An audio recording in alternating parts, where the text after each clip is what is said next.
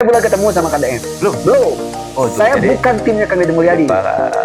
Kang Hendrik ini sebetulnya bukan timnya Pak. Jadi tetapi beliau itu memiliki visi yang sama, gubernur kenapa? Karena satu, beliau mengagumi gagasan Pak Gub. Yang keduanya, beliau juga ingin menunjukkan ya bahwa memang anak jalanan itu mampu menjadi dokter. Bisa. Yang mungkin menjadi headline-nya gitu ya. Orang anak jalanan menjadi dokter ya. Yang membuktikan perjuangan dirinya yang seperti Bapak perjuangkan. Mudah-mudahan bisa mengharapkan kehadiran Pak Gub pada saat sidang terbukanya di kampus Pasca Sarjana UIN pada tanggal 22 Agustus ya.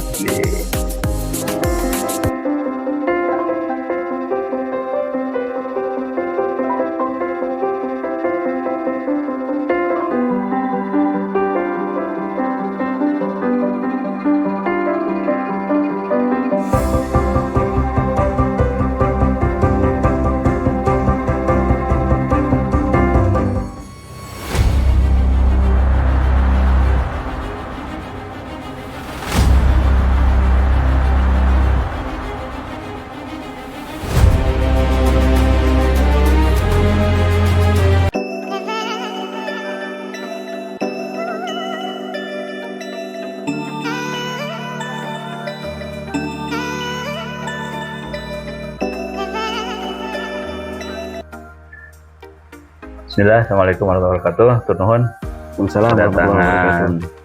Tokoh besar ini. Masya Allah. Kita dulu mengenalnya tokoh jalanan ya. Tokoh jalanan. Satu Ngagembreng. Ngagembreng. Terus apa lagi? Dagang asongan. Apalagi boleh cerita dikit nggak pengalaman dulu? Ya dulu itu mau kuliah kan orang lain mah punya dana. Sementara saya tuh bingung mau kuliah, cita-cita besar, cita-cita gede, impian besar, tapi apalah daya lah gitu. Akhirnya dengan takdir hidup di jalanan, mengamen, pedagang asongan, semua yang berkegiatan di dunia jalanan itu dilalui. Tapi alhamdulillah dengan proses perjalanan waktu, seiring waktu dari SMA, jadi ngamen itu dari SMA tuh, SMA, SMP, kemudian ya, perguruan tinggi. Hingga itu sampai semester 7 lah ngamen itu. Oh, sampai semester 7 masih ngamen. Masih pada saat kuliah itu ngamen. Masih ngamen gitu, alhamdulillah. Karena memang tidak ada kegiatan lain kecuali ngamen gitu. Nah, semester 7 baru beraktivitas di organisasi mulai aktif dulu itu, hingga di situ mulai ada dari kampus mengirimkan studi banding kayak gitu. Lama-lama kegiatan jalanan mulai terkurangi karena banyak kegiatan berorganisasi. Nah, ternyata di organisasi itulah yang membawa jalan di mana kenal dengan tokoh-tokoh ya, dengan tokoh intelektual. Cara berpikir tentu berubah dong di situ. Gitu. Nah, di situlah mulai. Stop dulu sampai di situ dulu. Jadi hari ini teman-teman sekalian kita kedatangan Kang Hendrik yang mungkin Anda mengenalnya tokoh TikToker ya, dan YouTuber yang followernya jutaan. Jadi hari ini alhamdulillah bisa silaturahmi. Tadi cerita sedikit saya ingin mengetahui karena sebentar lagi beliau akan melaksanakan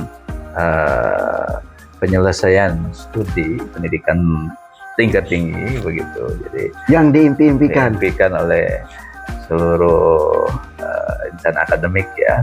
Jadi kalau sudah kuliah tuh ingin menuntaskan sampai S3 ya. Jadi selamat datang Kang Hendrik di rumah Lira nih di Jawa Barat, dan hari ini beliau sedang mempersiapkan menuju sidang terbuka. Dan sudah sidang tertutup ya. Sudah sidang tertutup. Jadi sudah sah, dokternya sudah sah. Sebetulnya sudah bisa panggil dokter ya. Ya selamat dulu Pak Dokter. Jadi saya mengundang dokter yang sebentar lagi akan promosikan dokternya pada sidang terbuka. Nah, yang menarik pada kesempatan hari ini adalah bahwa biasanya seorang dokter itu adalah biasanya dosen, orang yang berkecimpung di dunia akademik gitu. Dan yang menarik pada kesempatan hari ini para pemirsa sekalian, beliau ini pengalaman hidupnya adalah dulu seorang anak jalanan. Anak jalanan. Tadi sudah di-spill sedikit ya, Iya. bahwa prosesnya itu beliau anak jalanan. Mulai dari apa tadi? Mulai dari mengamen. Ngamen itu kapan tuh? Usia berapa tuh? Itu dari SMP. Oh, dari SMP. Dari SMP sudah ngamen. SMP ngamen, Sudah terus pedagang sampai asongan, SMA, sampai ngelapan mobil tuh. Jadi ya kegiatan-kegiatan aktivitas teman-teman yang di jalanan itu teman-teman ya, karena memang mereka tuh satu kekuatan tersendiri dengan mereka anak jalanan itu.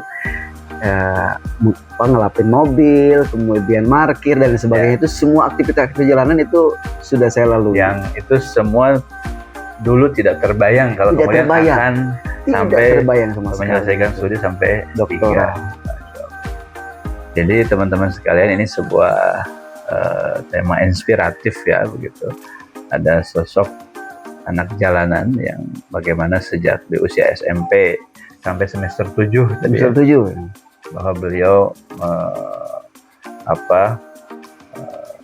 melakukan seperti yang dilakukan oleh anak jalanan. Boleh sekarang ceritakan dulu lah secara utuh dari proses anak jalanannya, kemudian ketemu sampai dunia intelektual itu bagaimana sih? Coba cerita sedikit pengalaman. Jadi sahabat-sahabat sekalian, educationnya gitu. itu sahabat-sahabat pendidikan dimanapun berada, jadi indah sekali perjalanan hidup ini yang dialami saya indah lah perjalanannya, di mana sejak orang tua meninggal, orang tua sudah meninggal. Jadi salah satu alasan kenapa saya hidup di jalanan itu karena memang ditinggalin sama kedua orang tua. Udah ditinggalkan orang Jadi, tua. Sejak kecil dari SD itu sudah ditinggalkan sama kedua orang tua. Sehingga nanti diasuh sama Wa pun meninggal. Wa pun meninggal, ya tinggal di mana lagi kan? Seperti Rasulullah ya, tinggalkan orang tua, betul. diasuh oleh pamannya, ditinggalkan pamannya, ditinggalkan pamannya lagi, dan otomatis kan tidak ada yang membiayai, sudah angkat tangan. Wa istri itu sudah menanggung jawab ya. Akhirnya ya konsekuensinya harus menanggung hidup sendirian. Maka jalanan itu menjadi pilihan yang bukan keterpaksaan, situasi dan kondisi sudah begitu. Nah, tetapi alhamdulillahnya itu walaupun hidup di jalanan selalu terngiang ingin sekolah. Itu yang memang sebuah keindahan yang Allah berikan pada saya. Jadi saya itu kemana-mana selalu bawa buku. Tidak terlepas dengan buku. Nah, saya setelah ngamen. Jadi sudah ada keinginan. Sudah ada keinginan. Nah, ini juga berarti PR untuk para anak jalanan, jangan pernah berhenti bermimpi. Jangan pernah berhenti belajar, jangan pernah berhenti membaca, dan jangan pernah berhenti untuk bermimpi. Ini tidak terbayang saya menjadi dokter ini. Kebayangkan anak jalanan yang biasa ngamennya gitu. Ya, sekarang betul. Jadi dokter kan itu di luar nalar lah dalam konteks ini ya. Nah, tapi alhamdulillah dengan seiring perjalanan itu menjejaki saya kemudian lulus kuliah, dan itu dengan berdarah-darah juga mau masuk kuliah itu. Masuk kuliah tidak semudah yang umumnya ya. Jadi perjuangannya luar biasa. Ya, ada Dr. Aam, pimpinan Pondok Pesantren Sukahidin Tasik, yang memberikan modal motivasi dan juga modal berupa materi juga untuk meninggalkan kampung halaman menuju Universitas Negeri Islam. Jadi asal dulu kali Tasik ya? Asalnya kebetulan Dr. Aam itu beliau tinggalnya di Lembang dulu. Saya tinggal di Lembang. Di Lembang. Sama beliau sumber inspiratif lah beliau. Jadi beliau salah satu orang penting dalam hidupnya Kang Hendrik ya. Berjasa, memberikan motivasi, juga memberikan support materi. Betul. Untuk Kang Hendrik mau kuliah. Mau kuliah dan untuk silahkan meninggalkan Lembang. Nih, Pangkasiru ya. Pangkasiru. Akhirnya setelah saya ke Cibiru tuh, ke UIN itu uang sudah habis. Karena namanya pengeluaran ya gitu. Sudah tidak punya apa-apa lagi. Pada sampai Cibiru. Kampus UIN itu ya. Kampus UIN itu. Waktu itu masih AIN ya. Benar. Nah, karena sudah habis nggak punya apa-apa, apa yang diperbuat? Iya, akhirnya di jalan lagi. Semester 1 di jalan lagi, ngamen lagi dari Cibiru ke Sumedang kemana gitu, sampai ke Garut gitu ya. Jadi kalau dulu mah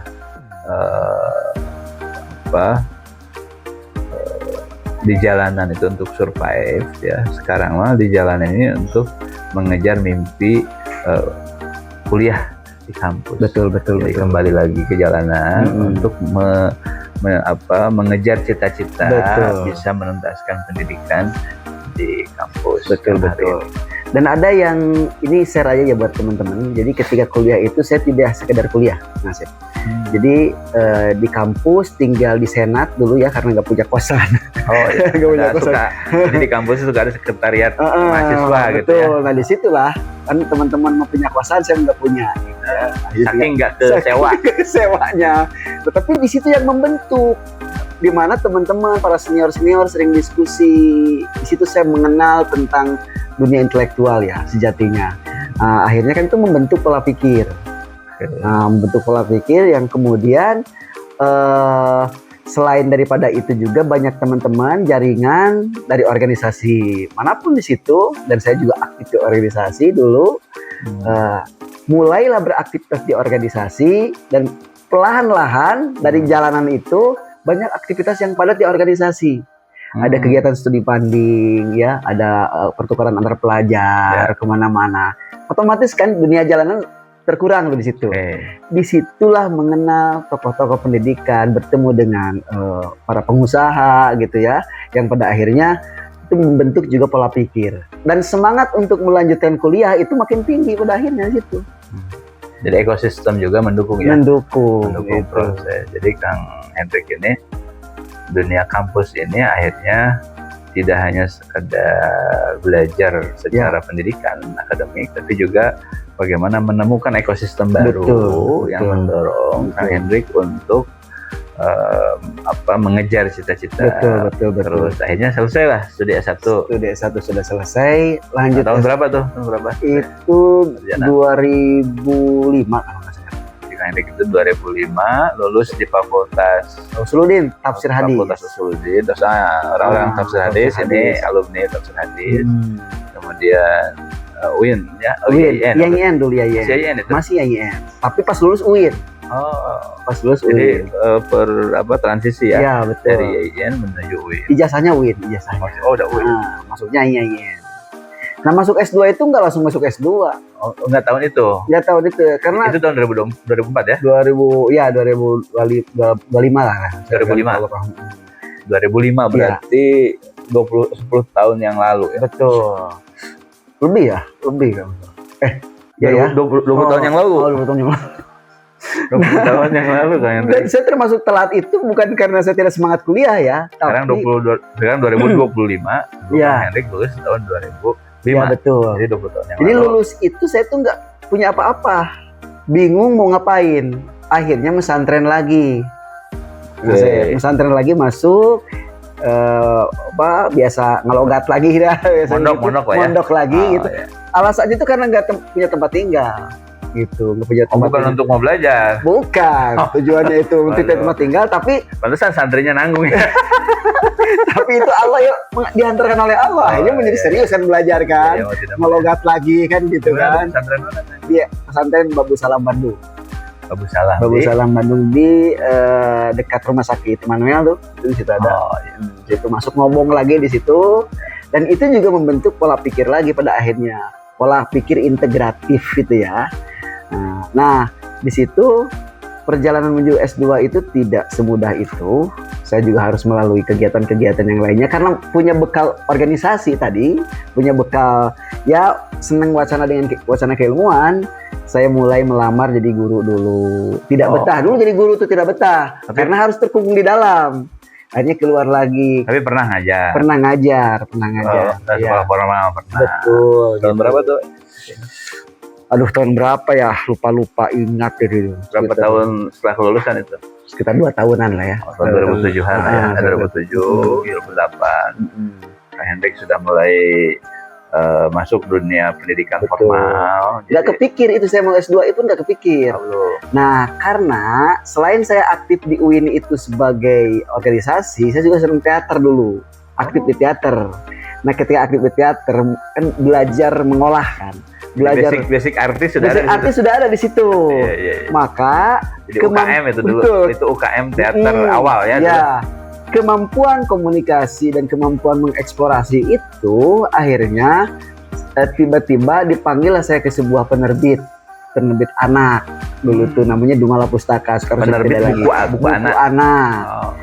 Dan apa namanya Karena kebiasaan menulis. menulis. Kan suka nulis dari dulu itu, suka nulis. Dan piawai mendongeng. piawai mendongeng juga menulis gitu ya.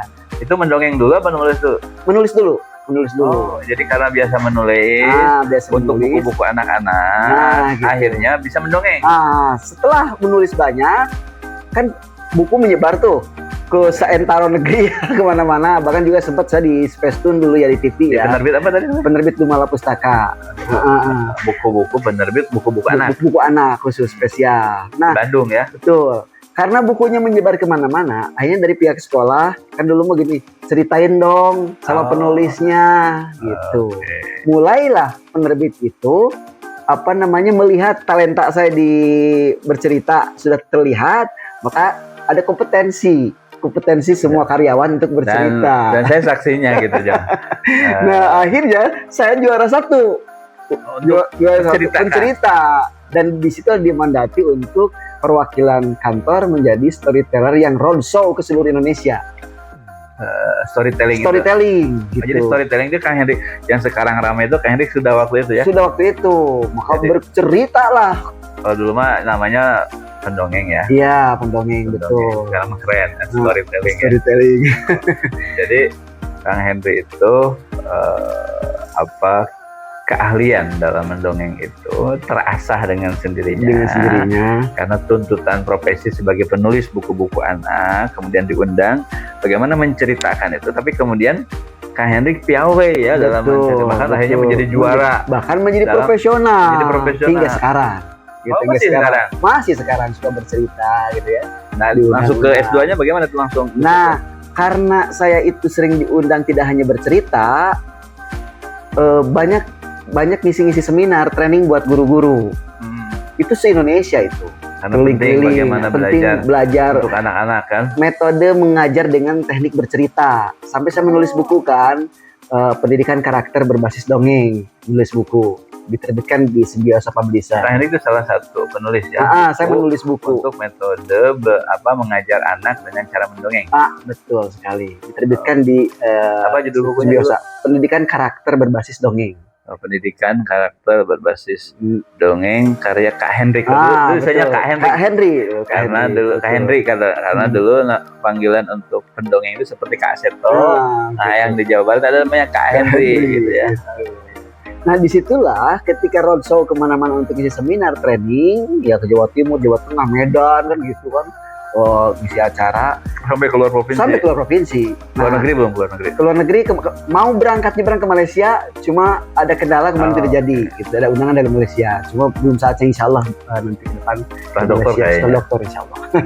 Nah, atas kebutuhan itu, tiba-tiba kan atas profesionalisme itu perguruan tinggi banyak yang mengundang untuk jadi dosen tamu. Sudah mulai beranjak ke kampus gitu. UMB, Universitas Muhammadiyah, Musadadiyah, Universitas Garut gitu ya. Mulai, tapi posisi sebagai dosen tamu atau dosen dosen luar biasa ya. Dosen luar biasa. Nah, di saat sedang mengajar sebagai dosen itulah. Di mana kampus mana? Di Musadadiyah, kemudian juga di UMB, Universitas Muhammadiyah. Gitu. Dulu masih STAI dulu. Muhammadiyah di Bandung. Muhammadiyah di Bandung. Sekarang UMB. Saya juga sempat di UMB.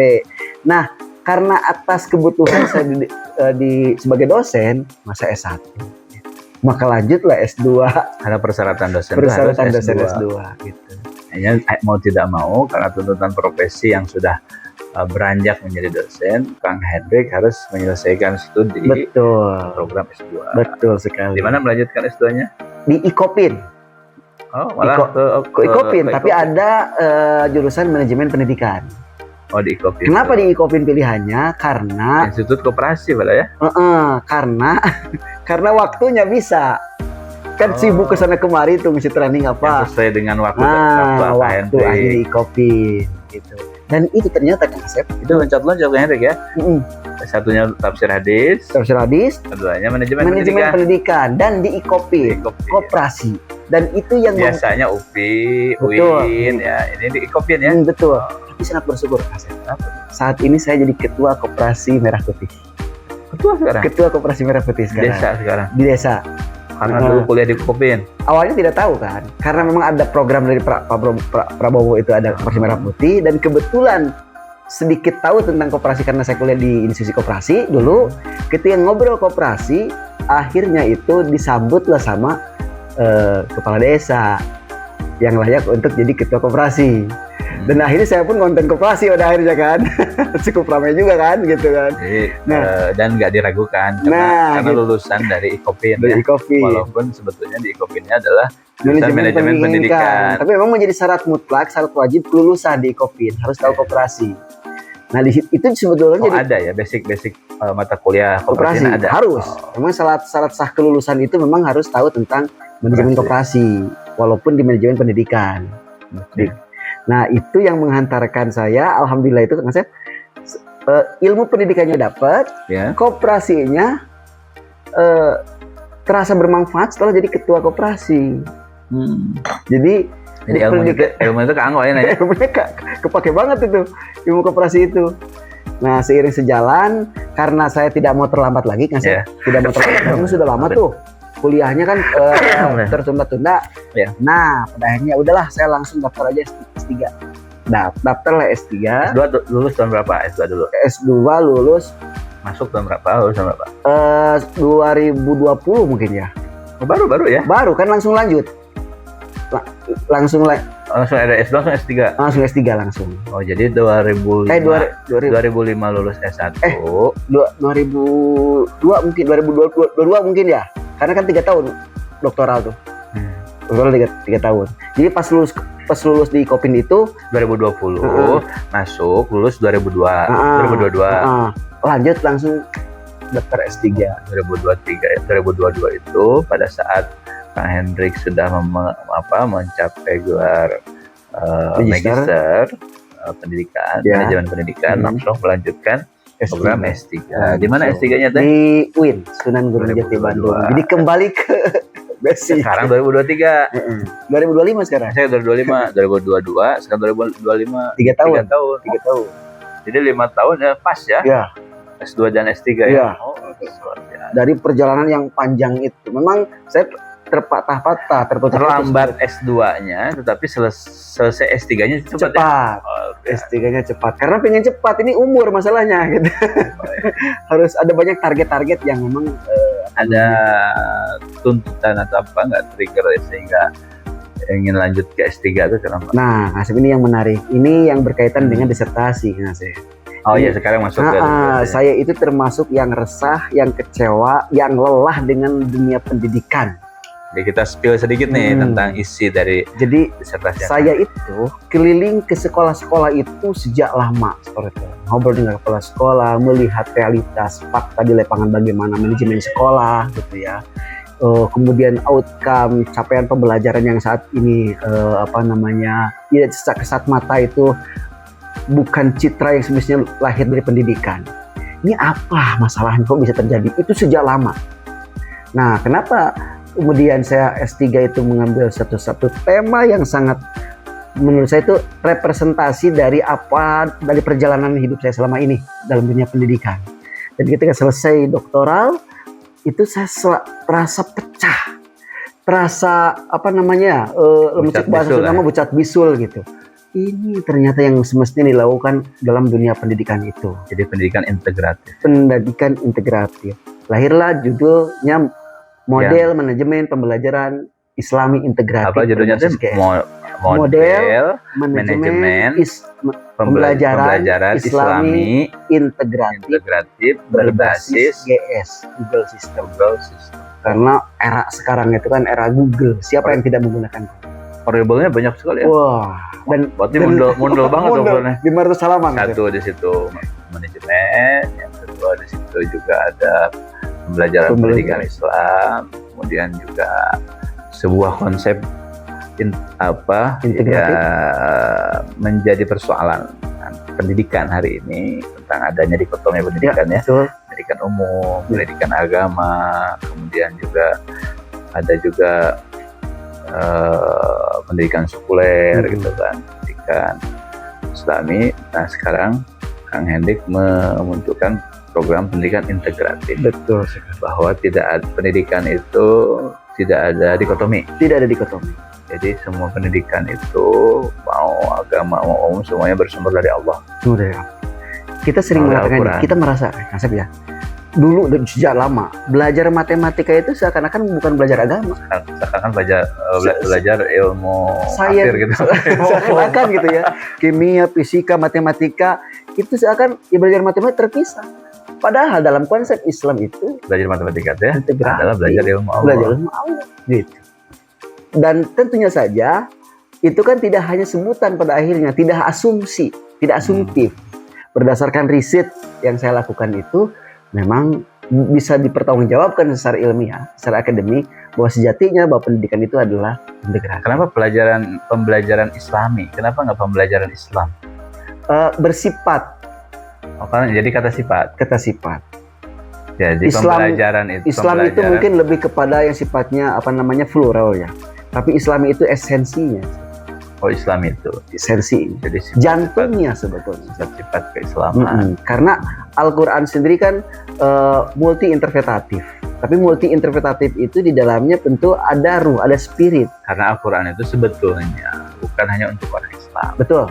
Jadi Al-Quran itu adalah petunjuk bagi seluruh umat manusia, Betul. sehingga bagi orang-orang yang di luar Islam menerapkan konsep Islam itu adalah mereka itu Islam. Betul. Maka itu digunakan kata Islam. Betul. Jadi pembelajaran Islam itu berlaku bagi umat Islam dan luar umat Islam. Nah, berarti. itu maksudnya. Oh, Jadi konsep pendidikan model manajemen pembelajaran Islam integratif ini bisa diterapkan di semua sekolah-sekolah baik muslim maupun non muslim.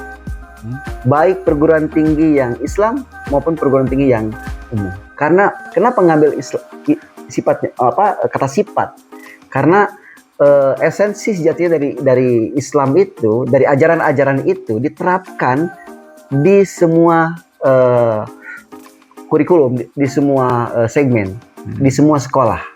Kan Hendrik izin ya, kalau pendidikan Islam itu disebut pendidikan Islam atau disebut hukum Islam, disebut ekonomi Islam, adalah ekonomi Islam, ada ekonomi yang bersumberkan atau berdasarkan pada sumber hukum Islam, yaitu Al-Quran dan As-Sunnah. Kalau pendidikan Islam berarti pendidikan yang bersumber berdasarkan tuntunan Al-Quran dan As-Sunnah. Kalau pendidikan Islami itu apakah sama seperti pendidikan Islam, bahwa memang pendidikan integratif itu adalah pendidikan yang sebetulnya bersumber sama dari Al-Quran dan As-Sunnah? Sama, bersumber dari Al-Quran dan As-Sunnah. Yang artinya bahwa Al-Quran dan As-Sunnah itu memang tidak dikotomi. Tidak dikotomi. Ya, kalau yang membuat dikotomi itu siapa sebetulnya? Sebenarnya tafsir kalau berbicara tentang tafsir ya, tafsir itu pada akhirnya kalau berbicara tentang genealogi tafsir itu wah sekali ya, dari era klasik ke kontemporer. Genealogi ilmu ya. Genealogi filsafat ilmu ya, banyak banget betul. ya. Yang lahirnya di barat nanti melahirkan pemikiran corak barat. Filsafat barat dan filsafat Islam. Ya itu. Ada yang pendidikan Betul. barat, pendidikan Islam. Dan itu pilihan. Kita mau seakan-akan itu pilihan. seakan-akan pilihan itu. Kita mau mengambil seakan dari barat itu Islami juga. Tapi Jadi kan cara kalau- pandang, paradigmanya Jadi yang kalau mau berbeda. belajar pendidikan sekuler ke barat, Ya, pendidikan Islam ke Timur Tengah. betul. Seakan-akan begitu ya. Seakan begitu. Jadi di Timur Tengah nggak belajar ilmu barat, gitu ya. Betul, Di barat betul. nggak pernah belajar ilmu Nah. Islam. Padahal dua-duanya itu Betul. semuanya bersumber dari ilmu Al-Quran. Nah, Ilmu dari integratif Allah, ya. itu menyatukan semuanya, melebur. Integratif itu, tapi tidak dipisah-pisah. Jadi belajar matematika nanti itu si siswa itu harus begini. Aku sedang belajar agama, belajar matematika itu. Jangan sampai belajar matematika dalam pikirannya itu terpisah antara dia sebagai umat muslim misalnya gitu, dengan pelajaran yang terpisah matematika dengan sains. Tapi harus aku datang ke sekolah itu memang untuk belajar agama. Harus begitu. Jadi jurusan MIPA itu dia sebetulnya sedang belajar ilmu Tuhan, Betul, belajar ilmu Allah. betul. Jadi jangan merasa belajar ilmu matematika atau ilmu umum itu tidak ibadah gitu. Betul. Sedangkan belajar ilmu tafsir, ilmu hadis beribadah. Ini yang ngomongnya jurusan tafsir hadis padahal Iya, ya. saya tahu hadis. Itu saya bersyukur. Kenapa saya mengambil ini? Karena memang itu perjalanan akademik saya. Saya belajar tentang tafsir, metodologi tafsir dari A sampai Z. Tentang apa yang tafsir yang digunakan para ulama klasik hingga kontemporer. Dengan ijmali, muqaron, tahlili dan sebagainya saya kaji. Itu ternyata menghantarkan saya juga, Kak Asep, yang membuat menjadi terformulasi dalam manajemen pendidikan ini kan. Menuntun Karena lah. Menuntun lah Kang Hendrik. betul. Dan teori-teori tentang ilmu tafsir di situ masuk juga dalam konteks formula atau model itu sendiri. Manajemennya sudah jelas karena konsentrasinya adalah manajemen, lalu kemudian spiritnya di dalam itu adalah tafsir yang harus membongkar atau melahirkan sebuah makna esensi Al-Quran. Itu harus ada ilmu, jadi tidak asumtif. Nah, ke depan, walaupun ada sekolah-sekolah yang seakan-akan dia mengintegrasikan, jangan sampai ada sifatnya dalam bahasa Sunda mah cocokologi. Tidak sifatnya cigana begini, kayaknya begini, tidak. Tapi berdasarkan metodologi keilmuan. Bahwa makna ini, alasannya ini. Gitu, tidak boleh sifatnya asumtif. Kan sekarang itu yang saya temui itu guru-guru merasa bingung bagaimana cara mengintegrasikan ilmu pengetahuan agama dengan umum, walaupun itu di sekolah IT. Sekolah IT sekolah ini ya, sekolah Islam terpadu. bukan Islam, sekolah apa yang Islam itu, sekolah Pesantren. SD ini Terpadu pokoknya. terpadu ya. Sekolah terpadu. Nah, sekolah terpadu disingkat apa? SDIT. SDIT maksudnya itu. SDIT. Sekolah dasar Islam terpadu. Nah, itu. Kan di sekolah Islam terpadu itu terkadang saya coba melihat, memadukan. Tapi saya melihat bahkan sering komunikasi dengan kepala sekolahnya Dikotomi kan ya? masih dikotomi. Ini parah. Sebetulnya belum terintegrasi. Belum terintegrasi. Sampai saya pernah marah-marah ke sekolah dalam tanda petik ya, marah-marahnya. Ente ini jadi kepala sekolah di sekolah Jadi Kang ini. Hendrik secara tidak langsung mengkritik ya. Mengkritik. Sekolah-sekolah Mengkritik. Dan saya siap untuk berdialog secara terbuka terkait ini. bahwa memang yang sekolah-sekolah integratif itu sebetulnya Belum integratif. terintegratif. Oh. Nah, penemuan saya itu karena manajemen konsep terkait manajemen pembelajaran integratif Islami yang integratif itu baru sekarang. baru ya sudah dilakukan. Ada nggak secara kajian pustaka itu ada nggak? Ada sudah jelas. Contohnya ada. siapa? Misalnya banyak, kalau di UIN itu ada Wahyu Memandu Ilmu, ya, kemudian Spiderweb, spiritnya ada di situ. Tapi kan nanti diformulasi berdasarkan temuan di lapangan. Yang ada satu sekolah yang sudah menerapkan itu di tempat lokus penelitian saya di Arafi. Nah, itu yang terakhir yang kita akan bahas. Jadi kita mulai masuk di step awal tentang bicara model manajemen pembelajaran Islami integratif ya. Berbasis. Nah, berbasis apa tuh? Google System atau GS. GS itu Google System. Apa tuh Google System? Semua apa yang aktivitas di Google, kan di Google itu ada banyak tools Google ya gitu. Itu dijadikan sebagai alat pembelajaran. Sebetulnya Google itu sebagai alat. Jadi tadi menggabungkan antara Islam dengan umum, sekarang menggabungkan antara konvensional dengan dunia digital. Betul. Karena sekarang itu kita tidak bisa terlepas dengan itu. Era 5.0 ya. 4.0 sekarang era 5.0. 5.0. Kalau 4.0 kemarin 4.0, sekarang 5.0. Iya. Yang membedakan apa sih sebetulnya? Kalau di 4.0 itu keresahan negara Jepang sebetulnya. Sebenarnya yang menggulirkan 5.0 itu 2019 ya di Jepang.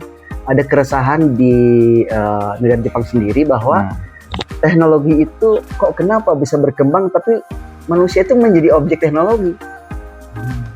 Nah, bagaimana supaya manusia tidak menjadi objek teknologi, tetapi seiring jalan buat teknologi itu sebagai alat saja, maka lahirlah 5.0 itu. Di mana manusia harus memanfaatkan teknologi. Usernya tetap manusia. Selama ini kita di 4.0 itu sudah betul-betul, bayangin sederhananya aja kalau tidak ada handphone, gimana? Resahnya luar biasa kan? Jadi kalau ada kaitannya sama AI gitu. Betul. Ini sangat ya. Kebetulan saya juga di disertasi juga ngebahas salah satu strategi pembelajaran dengan menggunakan coba spill sedikit Google System itu gimana Kang Hendrik? Nah, Google System itu sebagai sebuah alat atau alat bantu untuk bagaimana semua pelajaran-pelajaran di sekolah tertransfer dengan baik, memudahkan. Jadi real time. Nah, jadi berbasis Google ya. Real time. Bahkan dengan berbasis Google System ini semua nyari apa di Google itu? Semua informasi-informasi yang ada di Google, tapi tentunya saja maka nah ini menariknya nih. saya melakukan penelitian juga bahwa informasi-informasi yang kita dapatkan Jadi melalui Google itu nggak basis buku nggak sekarang tuh. Jadi basisnya e-book, Google. e-book ya enggak juga. Buku tetap, tapi bukunya deh e-book. E-book. Hanya gini, kan di Google itu kan apa ya? Semua orang beraktivitas di Google. Berarti banyak sekali Semua aktivitas ada. di Google. Semua ada di Google. Hitam kuning ada. Maka perlu yang namanya filterisasi. Karena berdasarkan Jadi fungsi fungsi model ini adalah salah satunya filter explore Google ini. explore Google yang gini, Google itu sebagai wadah informasi dunia. Tapi kan informasi-informasi ada di Google itu tidak semuanya valid. Karena tidak semuanya orang akademisi. Tidak semuanya orang-orang cerdas beraktivitas. Tapi luar biasa aktivitasnya. Bahkan saya sampai melakukan penelitian di informasi yang ada di Google itu yang diterima oleh masyarakat, apalagi yang nyebar langsung ke WA melalui copy paste, itu saya meneliti sampai 95% hoax. 95% hoax informasi Google itu. Bahkan ada orang Sudah penelitian kan? sudah penelitian. Atau orang lain yang meneliti? Saya yang meneliti. Sudah penelitian juga. Ini penelitian bahwa waduh hati-hati nih yang Oh, selalu ini. copy paste dari Google ya. Wah, ngeri. Kak Hendrik ternyata Bahkan pelajaran-pelajaran agama sendiri yang di dalamnya ada dalil, ada apa gitu, ternyata hoax. Di dalamnya ada kepentingan makanya juga. suka ada materi khutbah, materi ceramah itu Ya, itu salah satunya. Kalau kita analisis, kita kaji, belum kita tentu jeli. benar lah intinya. Belum tentu benar. Kalau di hadis bukan hoax ya. Kalau di hadis itu doif lah, lemah. Doif lemah. Ini lebih daripada doif. Mau dulu. Waduh. Ngeri. Jadi kengerian. Nah, kengerian itu kan menjadi menarik bagi saya sendiri. Informasi di Google yang wow, luar biasa gitu ya.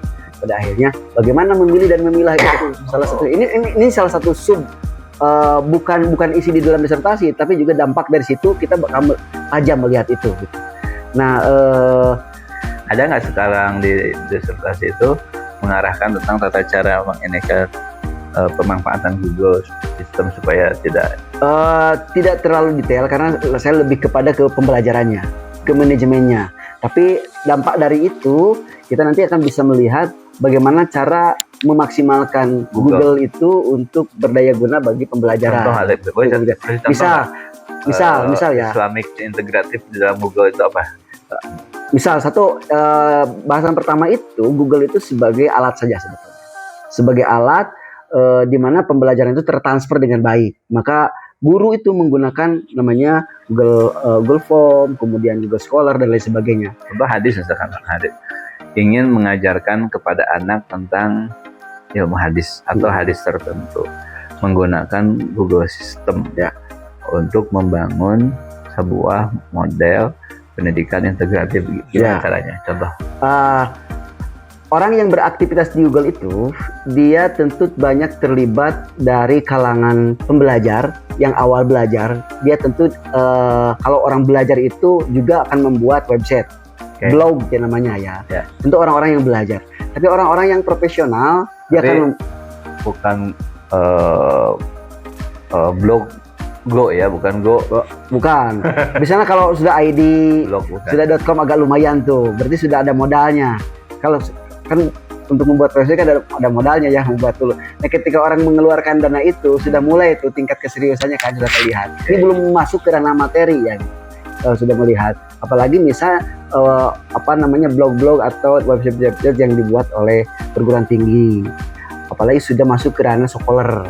Nah, scholar itu sebetulnya salah satu filterisasi. Kalau kita ingin belajar tentang informasi, kita bagusnya tidak langsung dari Google-nya, tapi klik dulu atau cari dulu Google Scholar dulu kan, Google Cendekia. Nah, kalau Google Cendekia itu bercokolnya di situ hasil olah pikir manusia berupa hasil riset penelitian. Jadi kalau di Google Scholar itu akademiknya bisa dipertanggungjawabkan. Bisa dipertanggungjawabkan salah satunya. Walaupun nanti setelah di dalam itu juga ada dialog ilmiah juga. Benar dan tidaknya diklarifikasi, tapi berdasarkan sudut pandang ilmiah. Ada dialektika lah ya. Ada dialektika gitu. Itu menjadi sebuah kewajaran dalam dunia akademisi. Siap. Jadi artinya bahwa memang pendidikan integratif ini sebetulnya esensinya yang mengintegratifkan bersumber yang dari Al-Quran, tetapi secara teknisnya itu pemanfaatan Google System. di mana mencoba mengelaboratif ya antara pendidikan konvensional dengan pendidikan berbasis teknologi. Betul.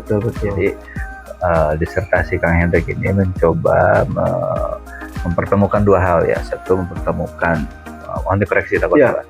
Jadi mempertemukan antara pendidikan umum dengan pendidikan Islam menjadi satu pendidikan integratif. Betul. Yang kedua, menggabungkan model dari satu sistem pembelajaran yang awalnya konvensional, yang menggunakan buku secara fisik, kemudian menggunakan papan tulis, menggunakan perangkat-perangkat pembelajaran selama ini, itu digabungkan dengan teknologi berbasis pembelajaran berbasis teknologi. Ya, tapi perlu digarisbawahi Kak Asep. Apa tuh? Dalam konsep pendidikan kan sekarang lebih ke pembelajaran salah satunya. Bukan berarti meninggalkan sesuatu yang menjadi kekayaan sebelumnya. Misalnya menggunakan BOR. Itu dalam konsep pendidikan berbasis integratif Masih ada. bukan masih ada, bahkan harus. Harus ada. Harus, misalnya kenapa sih harus menggunakan BOR? Kenapa harus ditulis? Karena namanya integratif, tidak memilah-milah atau ini yang lebih bagus, tidak. Tapi berdasarkan kompetensi alam, kompetensi local wisdom. Kalau di perkampungan nggak apa-apa, nggak pakein. Hanya Google itu masuk di situ bahwa kita ini di era modern. Kalau pendidikan karakter itu kan rata-rata sekarang itu bagaimana berinteraksi peserta didik dengan dunia nyata. Betul. Misalkan dia ingin belajar tentang beras, dia dibawa ke sawah. Betul. Untuk bagaimana beras itu berasal dari padi, Betul. kemudian menjadi beras, kemudian menjadi nasi Nah itu. yang dimakan. Kemudian ada istilahnya sekolah alam. Ya betul. Kalau ini bagaimana? Apakah memang hilangkan itu? Atau Enggak, justru harus sesuai dengan kompetensi daerahnya. Kalau misalnya di perkampungan dengan sawah, si siswa harus tahu tentang hal itu. Google itu bisa dalam bentuk memudahkan dalam belajar. Misalnya gini, tentang pupuk misalnya gitu. Ketika nyari informasi tentang pupuk kan, kalau zaman dulu nyari buku-buku kan repot ya. Sekarang tinggal klik aja, ada jurnalnya, ada apanya. Itu salah satu mengkomunikasikan antara kebutuhan real yang dulu itu sangat lambat, tapi dengan adanya Google ini bisa menjadi sangat cepat. Tetapi tidak meninggalkan jati dirinya pembelajaran yang sifatnya tradisional. Tidak, nggak boleh. Berarti itu bukan integratif dong kalau begitu. Tapi juga kacamatanya, walaupun teknologi Google dan itu kacamatanya tetap menggunakan kacamata wahyu ya. Betul.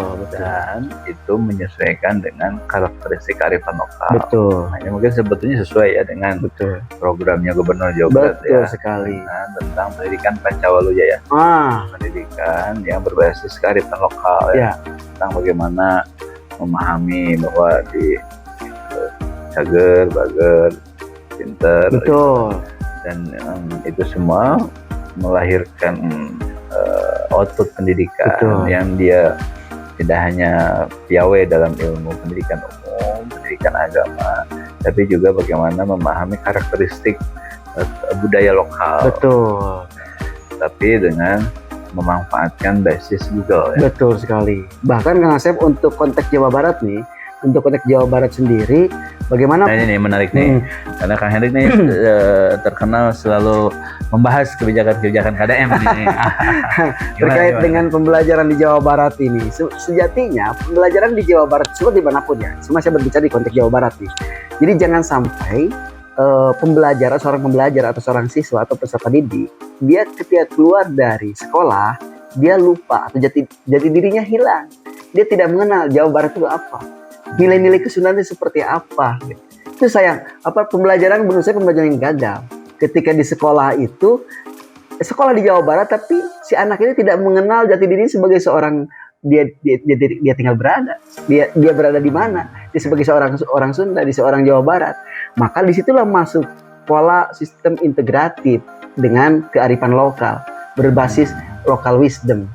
Nah, integratifnya di situ bagaimana pembelajaran semuanya terintegrasi, tidak hanya nilai-nilai Islam, tapi nilai-nilai kejawabaratan masuk di situ. Karena tidak ada dikotomi antara pembelajaran Islam dengan nilai-nilai kesundaan, tidak. Sebetulnya memang konsep terkait dengan paradigma ilmu Sunda Wiwitan ya, atau Sunda konsep Sunda Wiwitan itu kan Sunda awal ya. Ya. Sunda Ngawitan. Boleh sambil ngopi? Boleh sah. Justru sambil ngeliat. Jadi Sunda awal itu kan sebetulnya itu sudah konsep pendidikan integratif ya. Jadi mereka tidak pernah bercerita ini pendidikan matematika, pendidikan umum dengan agama. Itu mereka itu mengintegratifkan antara nilai-nilai yang diajarkan oleh alam, yang kemudian itu semua adalah tuntunan yang maha kuasa tentukan. Dan ini adalah satu titik temu menurut saya yang diteroboskan. Disertasi itu kan namanya, kalau di luar itu namanya filosofi doktor. Betul. Filosofi doktor itu adalah dia melakukan salah satu karakteristiknya, dia harus melakukan temuan baru. Betul. Jadi Kang Hendrik ini kan sebetulnya melakukan sebuah temuan baru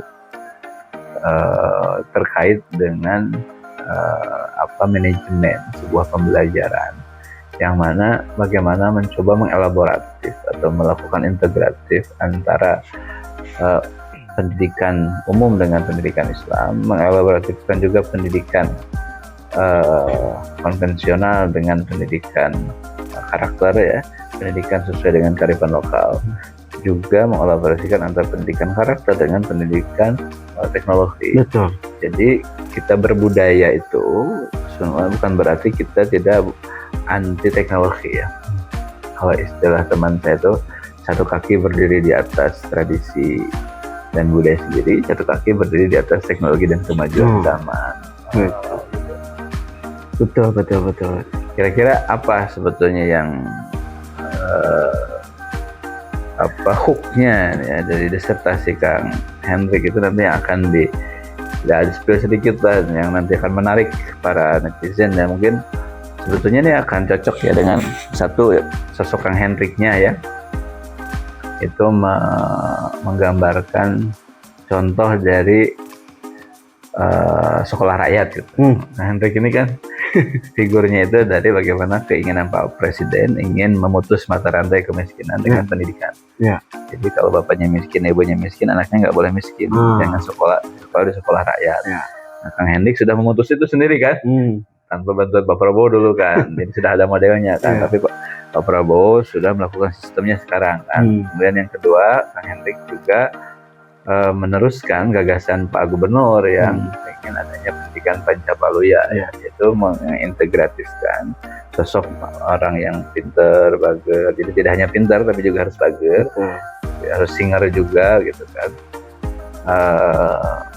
Itu adalah pendidikan Islami atau model manajemen pendidikan Islami integratif ini ya. Jadi integratif itu diantaranya adalah pendidikan berkarakter ya. Pendidikan berkarakter Islami, berkarakter Islami, berbasis karena kita di perguruan tinggi Islam memang harus muncul sebenarnya Sunda itu sudah Islami. Sudah Islami. Nilai, maka saya menggunakan integratif sifat kan. Ada pesan nggak buat Pak Gubernur? Kayak dari disertasi ini, rekomendasinya apa sih dari disertasi ini? Mudah-mudahan nanti kan Pak Gubernur di sidang terbuka tanggal berapa? Tanggal 22 Agustus 2025 ini semoga bisa hadir ya. Semoga bisa hadir insya Allah. Dan itu harapan. Mungkin sebetulnya itu mimpi saya Kang. Oh gitu. Mimpi saya ketemu sama Kang Deddy Mulyadi itu. Oke, mau ngomong apa nih ke Pak Deddy? Kang Deddy Mulyadi, sebetulnya ini mimpi saya ketemu sama Kang Deddy Mulyadi, tapi dalam konteks akademik ya, di mana konteks akademik ini berdasarkan berbasis pengalaman barangkali.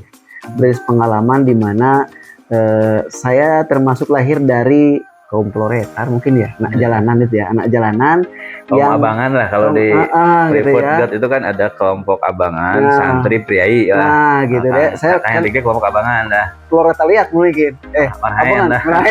Murahin yang mengamen di jalanan, ketemu sama orang-orang miskin tertindas, bahkan dalam skripsi saya juga emansipatoris ya. Pendidikan kaum tertindas. Pendidikan kaum tertindas itu kan pada akhirnya ini sedang diganikan oleh Pak Deddy dengan barang militer itu kan. Itu salah satunya. Nah, atas pengalaman-pengalaman itu, ketika saya melihat sosok figur Kang Deddy Mulyadi itu sebagai gubernur yang katakan pencinta rakyat miskin, rakyat kecil bukan miskin ya, rakyat kecil, itu match dengan apa yang saya pikirkan dan saya alami. Sesuai dengan visi dan cita-cita besar, bagaimana pemikiran ya. Betul, bagaimana mengadvokasi mereka kaum pinggiran, kaum tertindas. Karena Kang Hendrik mengalami itu. Hingga Kang Hendrik akan berjuang di situ. Betul. Jadi selaras dengan perjuangan Pak. Betul. Nah, selain itu, saya S2-nya ini juga temanya itu tentang kepemimpinan. Nah, kepemimpinan yang ideal itu seperti apa sih? Begitu. Nah, saya melakukan penelitian juga, pada akhirnya tema tentang kepemimpinan itu saya melihat terkait dengan referensi yang saya dapatkan ada di Kang Deddy Mulyadi, kepemimpinan yang merakyat itu. Gitu. Nah, ketika kepemimpinan yang merakyat, dan kebetulan S3 saya fokus di pendidikan, semacam berurutan begitu Kang Asep. Sekaligus mengklarifikasi juga, karena mungkin Kang Hendrik itu kan TikToker ya, selalu membahas KDM ya, jadi dicurigai, dituduh Kang Hendrik ini adalah timnya KDM. Bukan. Saya belum ketemu sama KDM. Belum. Oh, saya bukan timnya Kang Deddy Mulyadi. Kang Hendrik ini sebetulnya bukan timnya Pak Deddy, tetapi beliau itu memiliki visi yang sama. Jadi diluruskan. Jadi Pak Hendrik itu selama ini selalu memberikan komentar ya terhadap beberapa kebijakan KDM, karena mungkin beberapa kebijakan beliau itu selaras dengan visi pikiran beliau ya, yang selalu ingin berjuang bagi kaum pinggiran sebagai kelompok masyarakat kecil, sehingga ketemulah secara ruh ya, ruh pemikiran. Padahal belum ketemu. Mudah-mudahan Pak Agung, Pak Deddy Mulyadi, mudah-mudahan Pak Kak Hendrik yang sudah memperjuangkan contoh ya dari anak jalanan yang kemudian menjadi dokter ini, yang mungkin menjadi headline-nya gitu ya, orang anak jalanan menjadi dokter ya, yang membuktikan perjuangan dirinya yang seperti Bapak perjuangkan. Mudah-mudahan bisa mengharapkan kehadiran Pak Gub pada saat sidang terbukanya di kampus Pasca Sarjana UIN pada tanggal 22 Agustus ya, di kampus UIN samping Polda ya. Berharap kehadiran Pak Gubernur, karena satu, beliau mengagumi gagasan Pak Gub, yang keduanya beliau juga ingin menunjukkan ya bahwa memang anak jalanan itu mampu menjadi dokter. Bisa juga. Nah, saya bukan pedagang singkong menjadi pengusaha saja ya. Pengamen jalanan bisa menjadi dokter. Dan insya Allah nanti akan mengangkat derajat para anak jalanan, sekaligus menginspirasi. Kayaknya cocok Kak Hendrik diundang di Kick Andy kayaknya. Nah, saya tidak bisa memberikan seperti halnya yang sudah diberikan, ngasih uang, ngasih apa, tidak bisa. Tapi setidaknya saya ingin memberikan kontribusi yang berupa motivasi, inspiratif, bahwa dari anak jalanan, dari pengamen jalanan, dari pedagang asongan, sudah insya Allah bisa memberikan sesuatu berupa, walaupun hanya sebatas akhirnya bisa menjadi seorang dokter. Jadi para anak Indonesia yang tidak bernasib baik ya, karena memang berbagai situasi yang akhirnya harus bergelut di dunia jalanan, jangan berhenti bermimpi, jangan berhenti belajar, jangan patah arang. Ada contohnya nih, Kak Hendrik yang dulu pengamen, tukang asong, ngebersihin kaca di jalanan dari SMP bahkan sampai kuliah semester 7 masih terus melakukan itu. Tapi akhirnya beliau berhasil melewati itu dengan terus berjuang. Saya saksinya gitu, perjuangan beliau bagaimana. Terima kasih Kang Asep sudah support terus Kang Asep. Sama-sama, saya menjadi terhormat menjadi bagian terpenting dalam kehidupan Kang Hendrik, yang akhirnya kita lama nggak ketemu gitu, tiba-tiba pas ketemu jadi dokter dan sudah jadi dokter, dan alhamdulillah beliau sudah bersedia gabung di organisasi saya di Lumbung Informasi Rakyat di suku dinas pendidikan, karena memang beliau ingin berkiprah dalam pendidikan dimanapun, sedikit berkontribusi untuk pendidikan, khususnya pendidikan mengangkat para kaum pinggiran. Dan sebetulnya bukan kaum pinggiran ya. Anak saya tuh membaca buku, novel yang judulnya Si Anak Spesial. Nah, sebetulnya anak-anak ini bisa kita sebut anak-anak spesial kan. Betul. Jadi jangan disebut anak pinggiran lagi. Tapi Apalagi anak miskin. anak Jangan. miskin. Jadi anak-anak spesial yang memang membutuhkan uluran tangan dan pemikiran kita Ya, bersama. betul. Hendrik sudah memberikan contoh, sekaligus juga Kang Hendrik akan memberikan sebuah solusi. Ya, Dan insya konsep Allah. pendidikan temuannya itu tadi kita sudah berdiskusi panjang lebar, begitu menarik ya, dan begitu elaboratif menurut saya, sebuah temuan baru dan itu sudah diuji dalam sidang tertutup ya, Betul. dan besok akan disampaikan dalam ujian terbuka. Kita saksikan nanti sidang terbukanya. Ini terbuka umum Pak? Terus kamu siapapun silakan. Oh, silakan. Bahkan teman-teman saya yang di TikTok juga silakan datang. Oh, Ini sayang sekali kalau tidak hadir nih. berarti ini harus dimuat di Harus. TikTok Kang Hendrik ini Iya. supaya ditonton banyak ya. Ya. Terima kasih atas kehadirannya Kang Hendrik. Siap, sama. Selamat, sekali lagi saya mengucapkan selamat menjadi dokter dan selamat untuk melaksanakan promosi dokternya pada sidang terbuka. Jadi kalau sudah sidang tertutup sudah boleh menggelar dokter Dokter sebetulnya. sudah. Itu secara kalau di nikah mah akadnya sudah ya, Sudah. dengan resepsi ya. Benar, resepsi. Nah, jadi di sidang terbuka itu mungkin dengan mempromosikan Ya, ya betul. dokternya dan mengundang seluruh netizen fansnya Kak Hendrik, dan biasanya fansnya Kak Hendrik itu mirip-mirip dengan fansnya KDM Nah, untuk hadir gitu, dan mudah-mudahan Pak KDM-nya bisa hadir ya. amin. Undang Pak KDM. Sangat berharap sekali, Kang. Sangat berharap deh. Sangat berharap sekali Kang Saya jadi tahu bisa hadir. sosok Pak Agub ini memang sosok yang merakyat juga Ya. sama, beliau contoh seperti Kak Hendrik, pemimpin yang dari bawah. Ya, betul. Kalau kita pernah dengar cerita beliau di Kick Andy, beliau terbiasa makan dengan garam gitu. Jadi kalau makan sama ikan asin itu sebuah hal yang istimewa gitu. Ternyata sekarang menjadi gubernur. Ya. Sama seperti Kak Hendrik yang di jalanan, kemudian menjadi dokter. Jadi Alhamdulillah. sebetulnya dua sosok yang sama, mudah-mudahan kita tunggu pertemuannya ya. Siap. Pada momen yang tepat. Dan video ini mungkin nanti saya akan mudah-mudahan bisa dilihat ya oleh beliau, dan Amin. mudah-mudahan bisa